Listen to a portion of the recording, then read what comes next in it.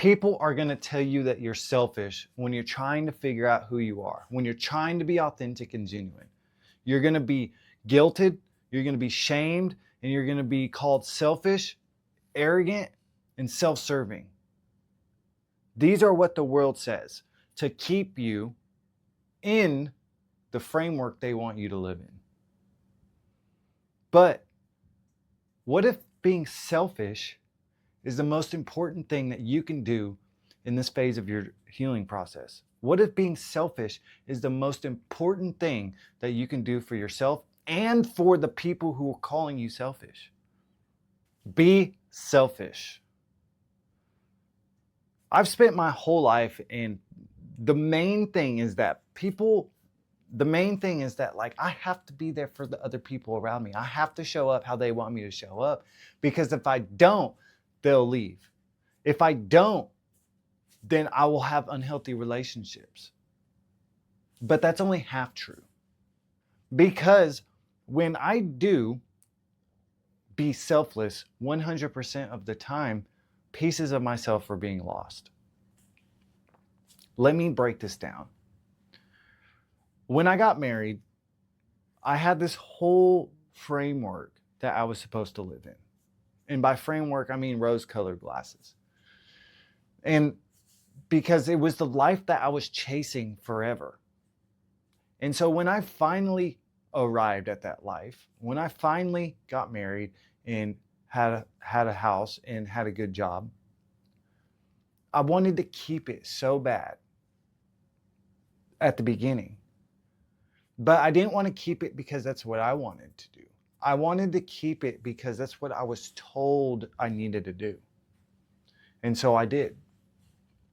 And so what ended up happening was me, my authentic self, was trying to break out of this.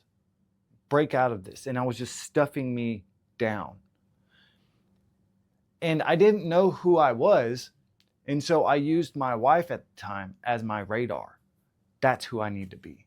Not that's who I want to be. That's who I need to be. And so I would meet her everywhere she was at. She wanted me to do this. Cool. She wanted me to go to church. Good. She wanted me to be at home a certain time. Cool. She wanted to know where I was. Awesome. I was living inside of her world, and I was meeting this picture that she had of me. Nowhere in there was I choosing who I wanted to be. And so, because of that, there was a lot of tension. I mean, not between us. She was happy for a time, but there was tension inside of me.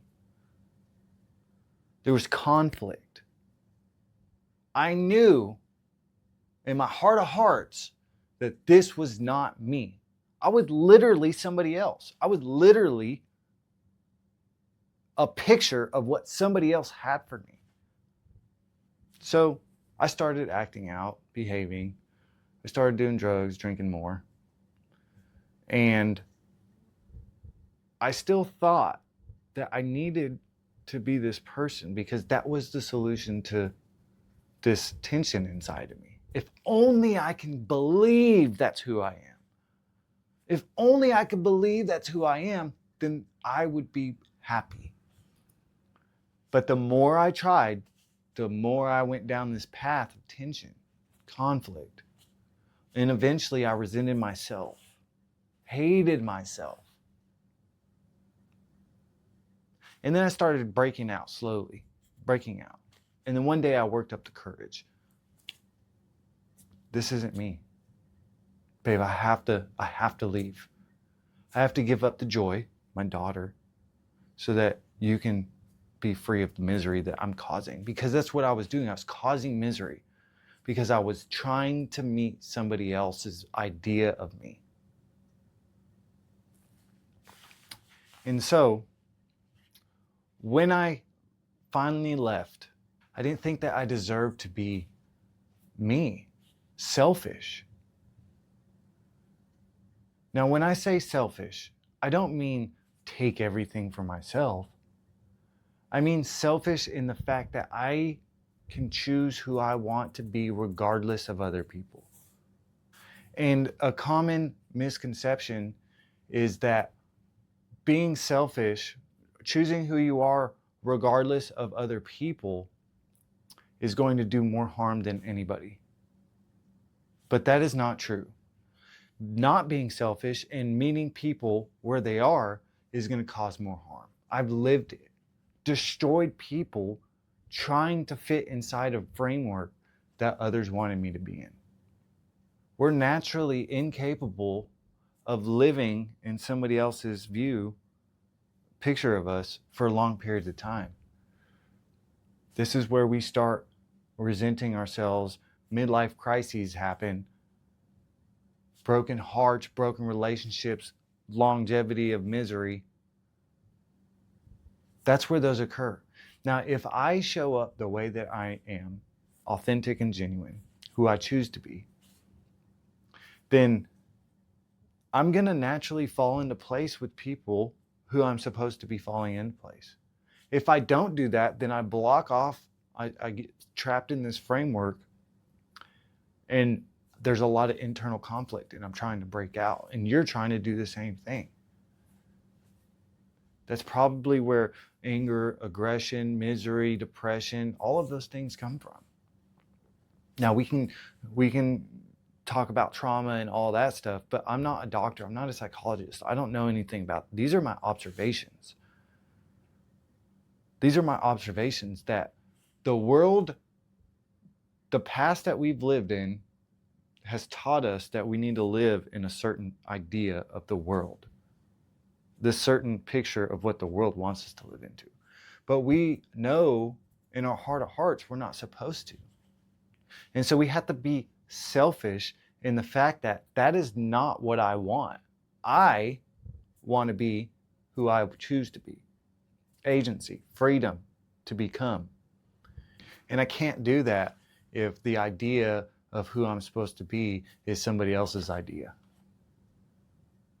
So this is where you have to take accountability for who you are. Because if you're going to be selfish and choose who you want regardless of other people, then you also have to take accountability for when you fuck up. When you fuck up not being who you're supposed to be. Man, that was not me. Let me try that again. And the radical accountability is not just this internal thought, right? It's like actually showing up and correcting, course correcting when you did show up and mess up. Because look, humans, all of us humans, are naturally empathetic people. We want to connect with people. We want to hear stories. We want to be a part of each other's lives. We don't want to do harm. Not naturally. And so if we are raw, authentic, and genuine, then we're not doing harm. So when we do harm to others, in the sense that we're treating them differently than our raw, authentic self wants to treat them, if we're treating them differently, then we need to course correct that. We need to remove that mask that we're showing up, those rules of engagement that we're destroying, and be the person that we want to, that loving, kind, authentic, empathetic person.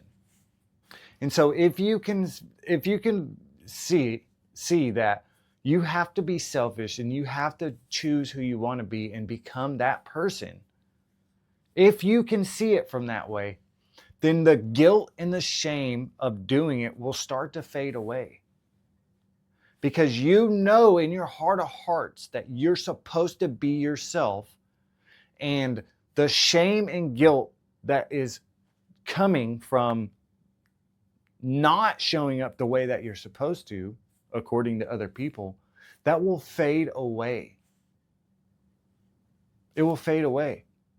Like, I am empowered to go out and be who I am. I am empowered to be who I am because I have a compass. I have a North Star that I attach to. And if you don't have a North Star, watch this next video so that we can create a North Star for you, and you know what to do when you start to feeling lost. I love you. Peace. See you soon.